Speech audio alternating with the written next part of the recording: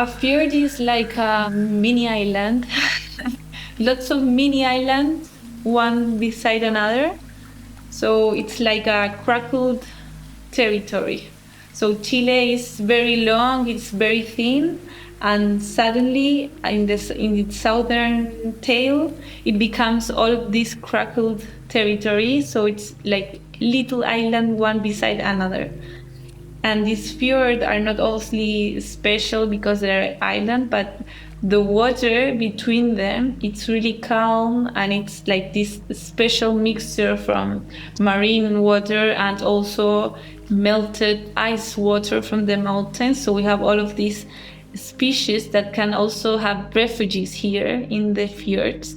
But there's like marine wolves and a lot of bird types, and even there's like marine elephants. A million years ago, Kawésqar communities also found a refugee in those fjords. This is Macarena Martinic. She is the coordinator of empowerment and public participation at FIMA, a grassroots justice organization in Chile that works towards ensuring the right to a free and healthy environment. The cold and crackled region that Macarena is talking about is Magallanes, a region in Chile and Patagonia. In this episode, we're going to take a dive into what lies beneath these fjords and their icy waters, Chile's salmon farming industry. We'll follow the story of FIMA and the community-led resistance that is defending the sea from this destructive industry. And we'll find out what can happen when an indigenous community, grounded in deep traditions of communing with the natural world, combines the power of law and the power of organizing to protect their sacred waters. I'm your host, Poorvi Chitalkar. Stay with us.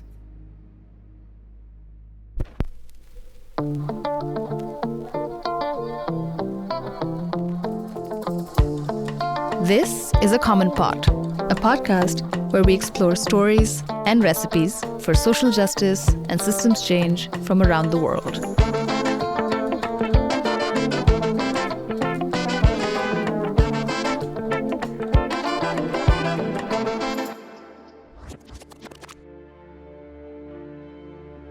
FIMA was created in 1998. They started out as a sort of prosecuting organization for environmental crimes. They would take on a particular issue and litigate it. But over the years, their role changed. Yeah, there definitely has been an evolution. In 98, when it was founded, we in Chile didn't have an environmental institutionality. Now, since 2010, we have a solid environmental institutionality, and FIMA was one of the organizations that was in that process.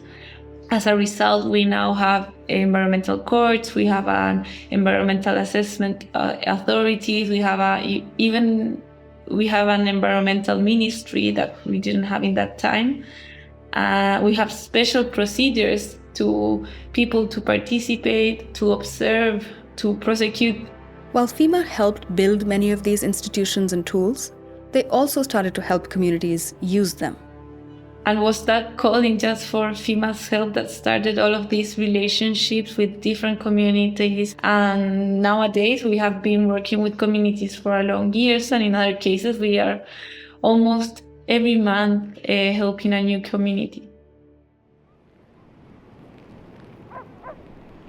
In 2020, the Kawésqar community approached FIMA for their help. The Kawésqar are an indigenous people from the Magallanes region. Kawésqar people are a nomadic canoeist people who have inhabited and navigated the fjords and inland seas of Patagonia for thousands of years. So Kawésqar have been years and years navigating this entire territory.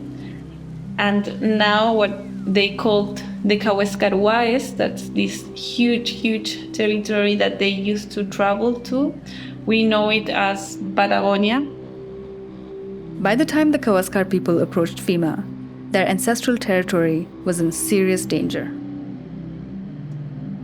The salmon farming industry is an industry that started in Chile in the 70s. So before that, we didn't have salmon farming. Salmon is not a native or a fish that grew naturally in Chile. It's something that was introduced in a moment just for economic reasons. Over the last 50 years, salmon farms have made their way south, down the coast of Chile. As more and more of the sea became polluted from these farms, companies kept moving south in search of cleaner and more pristine waters, until they set up shop in the southernmost region of Chile, Magallanes in Patagonia. And today, Chile is the second largest producer of farmed salmon in the world, generating $6.5 billion in export revenue. If you look at them from above, salmon farms don't look like much. They're a thin, grid-like structure that sits on the surface of the water. But underneath are pens enclosed by nets, each pen holding thousands of salmon. The salmon live their entire lives in these pens. The population density inside the pens makes it a breeding ground for bacteria growth and disease. And so, antibiotics get pumped into the water to try to prevent the spread of disease. Those antibiotics make their way into other wild species. The manufactured fish food and concentrated fish waste end up creating dead zones that kill ocean life. Escaped salmon from these farms also eat the native fish. This means that fisherfolk who rely on local species for income and as a way of feeding their families are suffering too. Eventually, the salmon are mature enough to be harvested and killed for export. A person eating the salmon often has no idea that the farm that it came from has endangered people's entire way of life. These destructive salmon farms exist despite the fact that the Kawésqar community's territory has protected status as a national reserve. There is a space for interpretation, and that's what in Chile has been very bad done by different governmental institutions. And they have said that it is allowed for salmon industry to be placed in the National Reserve, even though it is a very aggressive industry. It has big environmental harms. And even though it is quite obvious that this activity is not compatible with the National Reserve. Even though salmon farms are scientifically proven to harm local wildlife and communities, it's pretty easy to get a permit for operating in the National Reserve. All a farm has to do is submit a declaration. This declaration gets reviewed by the environmental assessment authorities. Yeah, you don't even apply, you just do it. What happens when you have a declaration is it's literal a declaration. So the private owner of the project is declaring, in a good faith, that his project is not going to produce environmental impacts. So they're swearing to us, and we need to trust them. And also there's no public participation unless you request it. And you have a very short term to request it. It's only 30 days. And this request has to be accepted. So the environmental authority is going to decide if your public participation requirement fits. And this is a big problem that we have identified in the most of the communities in Chile that are trying to protect their lands or the environment, that they don't really know the law and they don't really know how to participate when these projects are being environmentally assessed. But of course, the law doesn't make it that easy. It is not easy. First, you may not even know that a declaration has been issued by a salmon farm. And even if you did find out, you would only have a small window of time to draft and submit a request letter that argues for the public to have a say. But the Kawésqar people didn't have a choice. They needed to become environmental defenders quickly. They are not environmental defenders, so they are just a family, a group of families that wants to fight for their cosmovision. They are also in this journey to get back their cosmovision. The Kawésqar people's way of life is older than Chile itself. For thousands of years, they have navigated the area of Patagonia and beyond. And so, with the salmon farming industry threatening the sea, they have to fight to keep their cosmovision alive. The meaning of the Kawésqar cosmovision is difficult to translate. But what's unique about it is a close bond to the sea. The sea is at the heart of their culture. For the Kawésqar people, defending the sea also means conserving memory, honoring ancestors, and preserving their cultural identity.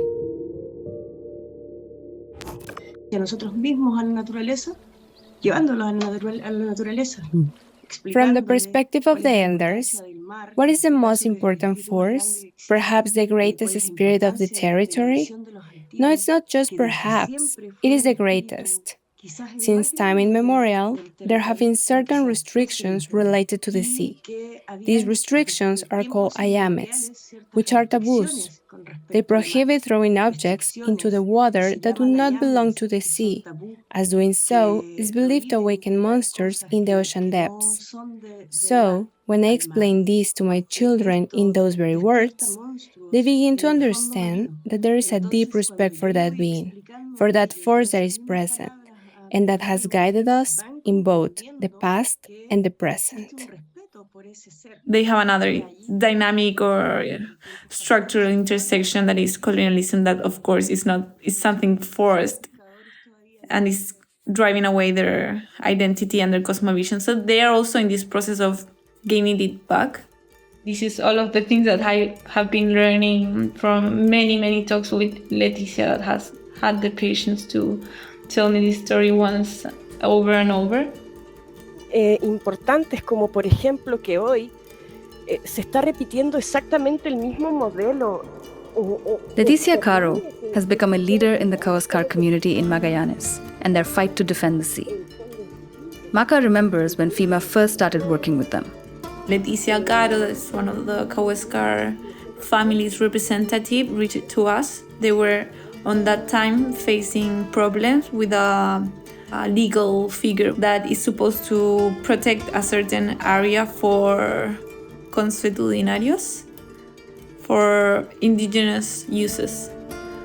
So the area is given for in the community's administration if they prove that they use this area and they have been using it for this time as their custom. So they had this trouble with this requirement. FIMA worked with Leticia to file a legal claim to protect an area inside the Kawésqar National Reserve by showing the court that the Kawésqar community was already using it according to their indigenous customs. But it's actually one of the most powerful weapons of this law. Salmon farming or other fishery, aquaculture industries are not allowed to ask or use their concessions. And they won that case. This was an important win for FIMA and the Kawésqar community. But it was just the beginning. Several cases followed, challenging various companies' declarations to set up in the National Reserve. And each time, Maca and her team did their best to bring the community's knowledge and the Kawésqar cosmovision into the courts. It's a balance you need to strike in a way, because we cannot, of course, file a legal action entirely based on the Kawésqar community's knowledge, because we need to, of course, use the law to enter the court's jurisdiction. But also we have like this important knowledge that could maybe shape law. They built their resistance against the salmon farming industry with two key strategies, or weapons, as Maca calls them. One, they challenged the decision of the Environmental Assessment Authority with something called General Administrative Recursive Reclamations. This sounds super technical, but the gist of it is this. If you can prove that the company's claims about the environmental risks posed by the project are false, then they could get shut down by the government. This became a kind of legal companion for the Kawésqar people's existing knowledge. They knew that the salmon farms were wreaking more havoc on the environment than they let on, but they needed to prove it to the assessment authority. And that proof came by boat. The Kawésqar people had seen that employees of various different salmon farms were being picked up by the same boat at different ports in Magallanes. They all were connected between them in a way, because the same boat went from Natales or from Punta Arenas that took the working people to the center, that took back the salmons that were grown there, and I'm getting attached to salmons. When FIMA and the community dug further, they found out that even though these salmon farms had registered as separate projects, they were in fact all operated by the same Norwegian-owned company called Nova Austral. And so, they made the case that the environmental impact of all of these farms should be assessed together. FIMA and the Kawésqar community took this case all the way to the Supreme Court in Chile. And they won. The Supreme Court win set a precedent moving forward. This was an important decision not only because these projects weren't able to develop here. The judge's decision was very important for other cases of salmon farming because it stated that it was needed an integral assessment of these projects, and that was not being done because most of the projects were fragmented, so they were like units that each one entered into the assessment environmental process, but they needed to be assessed in a whole. Fighting projects that are already in operation is difficult and takes a long time. This one case alone, it took about 8 years to move through the court system. But what if they could learn about the projects before they started? The second weapon also involved catching the companies in their own lie. FIMA and the Kawésqar community found company declarations that claimed that the public had had a chance to give feedback on the project, when in reality, this never happened. This also worked. 3 salmon farming centers had their declarations denied and had to go back to the beginning of the application process. Another win for the Kawésqar community.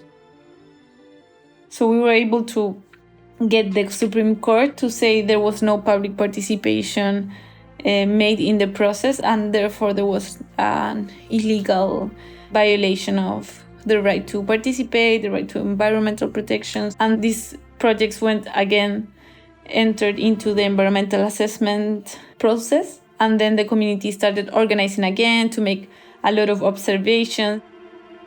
Salmon farming isn't the only threat facing this community. Coal mining poses significant environmental and community risks. And now, the heavy winds that blow through this region are being coveted for hydrogen production. There are at least 22 hydrogen projects in Magallanes, and all the energy they produce is being exported to Europe. Even though this is seen as a quote-unquote green energy source, it copies the same old patterns of harming communities that come with other forms of resource extraction. The truth is, the Kawésqar community will have to continue defending their territory for the foreseeable future. To get there, FIMA has worked with Leticia and others in the community to build their knowledge of the law and their ability to use the law themselves. Like, how can we work with communities that is not only around the legal strategy? First, it was mainly throughout classic legal empowerment, that it was workshops and bringing them to the process throughout activities where they could know the law. It was difficult for Maka to know if all of FIMA's efforts were making any difference, were building any sort of capacity. But then, something happened. We were laughing a couple of months ago with a colleague from FIMA when Leticia sent us a document. It was a legal document. It was something that it was a specific requirement of having an environmental assessment ended. And she sent us one for one project. We thought at first that she was asking us if we could field it, if we could make this petition for the environmental authority regarding this specific project. So we asked her what was this about, and she answered us, "No, I'm sending this just for you to know." To know what? To know that I already presented this, and she had already made her document. She had already presented it. This was just like a notice for us. That felt so good. So we are hopeful that she could maybe transmit this knowledge to other Kawésqar members, and that really give sense to our work. While Maka and her team are helping the community understand the law, they are also making sure that the law pays attention to the Kawésqar knowledge and cosmovision. They have recently put this to the test in the case of the Canal Kirke. We had this recent hearing in Valdivia. It's a project that pretends to explode a canal where an important canal for Kawésqar communities. They want to explode it in order to broaden it and bigger ships can go through. It's Canal El Kirke, beautiful place with amazing animals, birds, views, and amazing stories, Kawésqar stories of what happens there, how Kawésqar women taught their kids to navigate, to know the territory. If the Kirke was aggressive, you couldn't navigate through the Kirke. Kawésqar wisdom just like taught you to wait, to maybe this is not the time, that maybe the canal is not ready for us going. A couple months ago, FIMA concluded their arguments in the case to protect the canal. In addition to technical and legal arguments, they included the Kawésqar cosmovision, which argues for a more respectful and less extractive relationship with nature. Y si es que me lo permite, señor ministro presidente, para leer un fragmento de los relatos de este informe antropológico. No lo puedes mirar, porque dicen los antiguos que los atrae. Entonces, el que navega y ve la tromba sabe para dónde se va a ir. Entonces, ahí nosotros todos escondidos. Al pasar por el paso, document reports and a lot of testimonies and time of the Kawésqar community. So I really hope I could say you in a couple of months something different, and that our strategy of bringing the cosmovision of the Kawésqars is like giving success. It was something important in that hearing, and there was a lot of people watching. It was really exciting. The Canal Kirke case and the salmon farming resistance show how incremental wins take time. And the years that it takes for these incremental wins to happen, that long wait can feed frustration in the community. Like, frustration is something really close and really present throughout all of this process. And that's something that it's difficult to work with, because frustration is not only a feeling, it's also something that can weaken the organization, can weaken bonds between communities.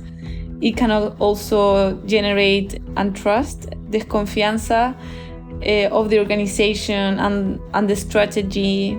So time is a challenge itself. So that's something that we usually talk with the communities when we start working, like from the start.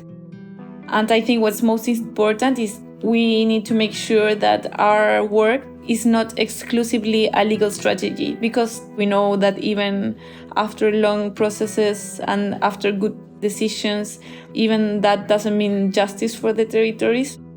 And if the long wait and uncertain processes aren't challenging enough, FIMA and the Kawésqar community are up against another big challenge.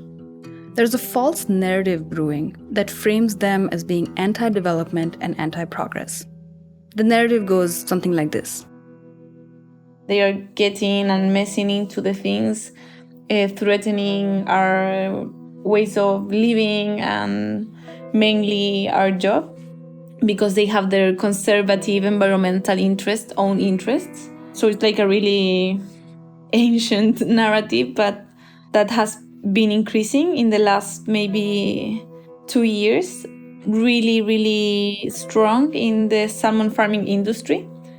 So we believe the narrative starts in companies, but companies are not really the ones that are saying this. Like on the media, on interviews, it's the workers.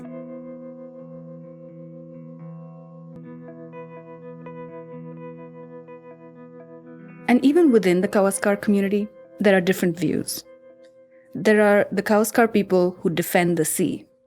And then there are Kawésqar people who rely on these salmon farming companies to earn a living and feed their families. Yeah, of course, probably there are more Kawésqar families that works for the industry, or they just don't care. Maybe they have decided because they can, and it's perfect, it's okay. They don't want to recover their cosmovision.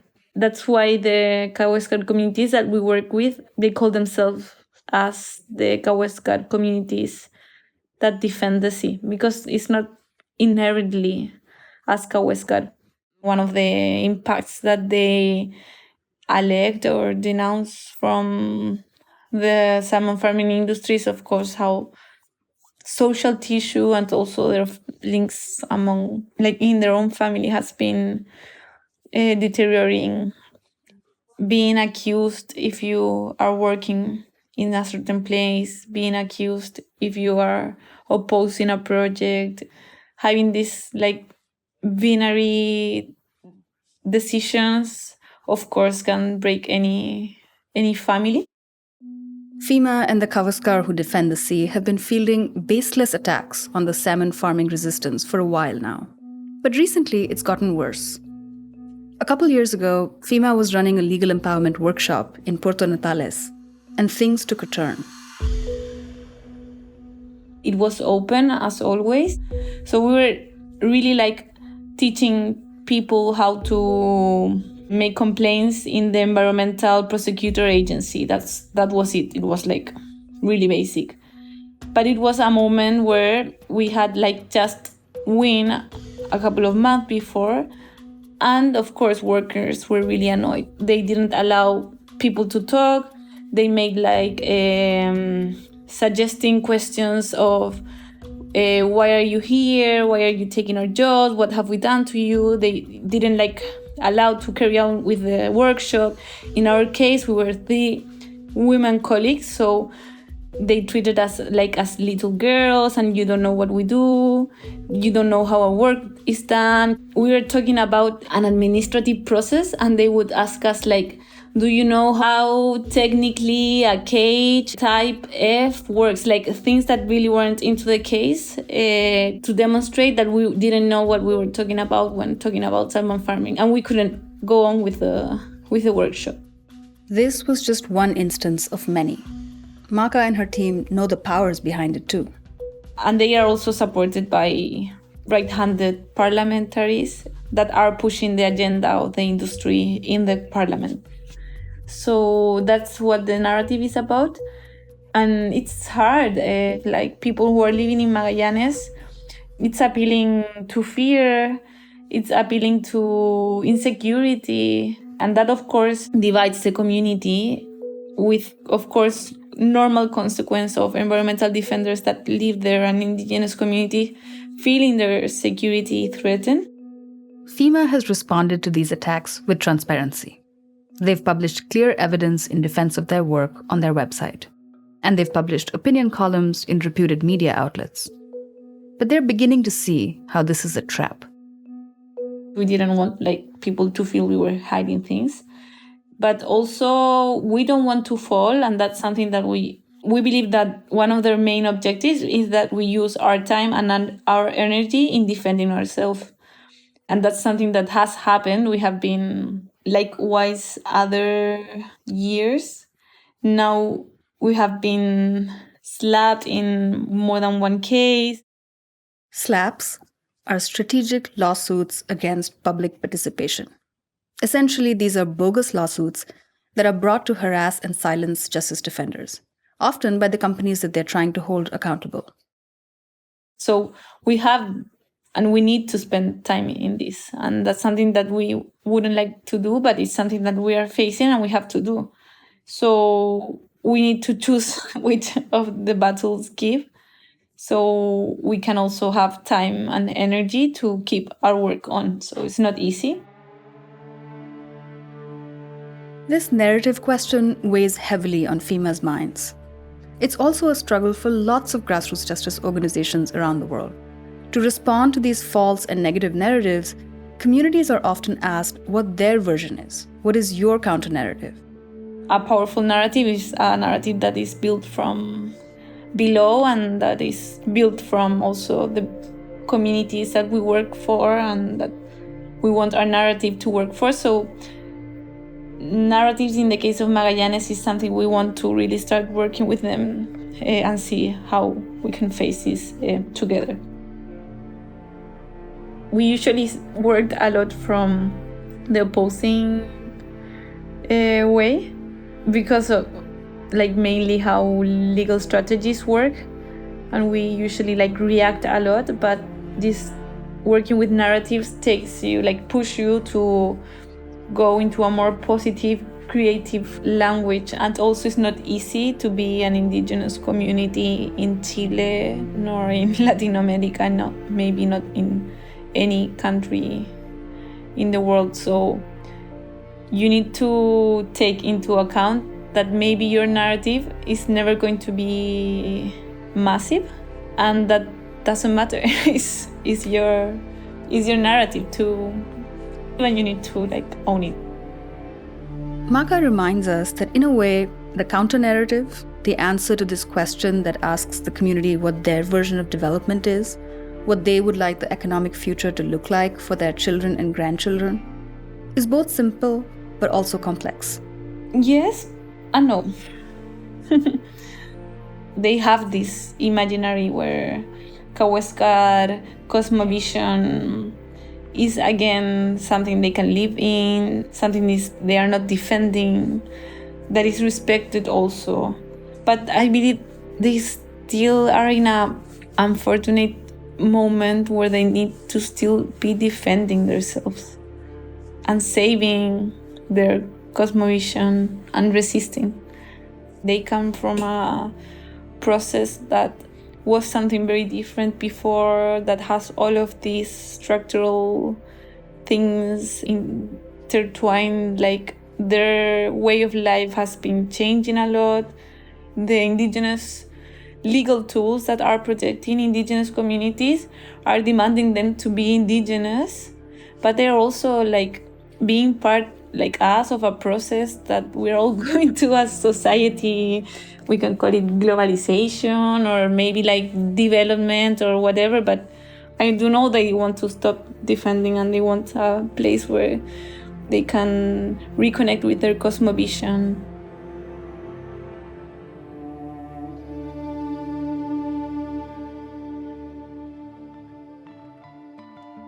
I asked Maka to share a recipe with us. It could be food or drink that captures the spirit of Magallanes and the story. Calafate is a berry that is typical from the region, and also lots of people recollect calafate. Kawésqar communities also had this important activity in recollecting calafate before. Now, if you go to Magallanes, you start seeing all the calafate products that there are, but it's like has the perfect acid flavor you need in that cold region and beautiful region. And it's like making pisco sour, that is like a Chilean and Peruvian also drink. And in this case, you would have pisco, sugar, lime. It's also with lime, but you would add like calafate syrup as you like. I recommend. And if you have the calafate syrup, nothing can go bad. One of the legends of the region is that anyone who eats the calafate berry will find themselves in Patagonia. The other week, our colleague Claudia brought back the mythological calafate berry in the form of a small jar of jam. It sat on the counter, glistening a ruby red through the glass. Jackie and I dug into this precious treat and realized the legend was true. We were immediately transported to Magallanes, with its sparkling vast ocean and gusts of wind. We felt the beauty of the Kawésqar Wise and the fragility of those crackled icy fjords and all the lives that call it home.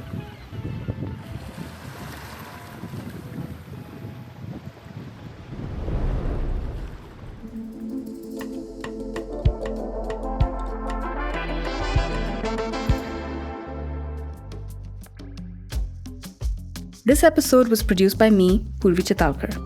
Our managing producer is Jackie Sofia. Audio engineering and sound design by Mohammad Kraizat. Editorial support by the Namati communications team. Additional support by Anuradha Joshi, Claudia Cote, and Catalina Marino. A very special thanks to Macarena Martinic and Gabriela Simonetti Grez of FIMA for sharing their story with us. Thanks also to Canada's International Development Research Centre, whose support makes this work possible. A Common Pot Stories and Recipes of Grassroots Justice is a production of Namati and the Grassroots Justice Network. To join the network, head to www.grassrootsjusticenetwork.org and follow us on social media, on YouTube, X, formerly Twitter, and Facebook at GrassrootsJN.